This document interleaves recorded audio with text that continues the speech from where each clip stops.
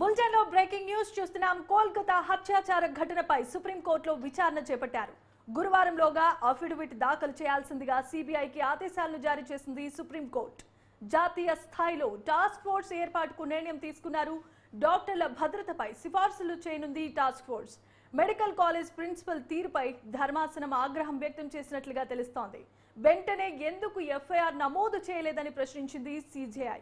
ఇక ఆసుపత్రిలో విధ్వంసం చేస్తూ ఉంటే పోలీసులు ఏం చేస్తున్నారంటూ ఆగ్రహాన్ని వ్యక్తం చేసింది ధర్మాసనం.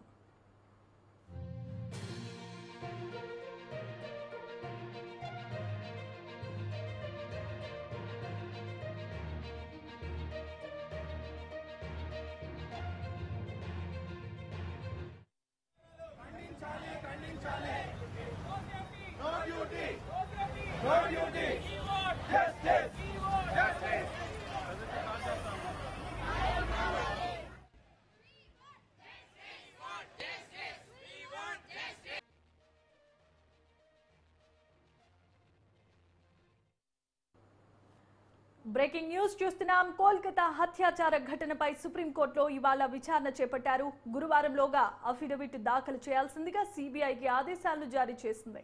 జాతీయ స్థాయిలో టాస్క్ ఫోర్స్ ఏర్పాటుకు నిర్ణయాలు తీసుకున్నారు. డాక్టర్ల భద్రతపై సిఫారసులు చేయనుంది టాస్క్ ఫోర్స్.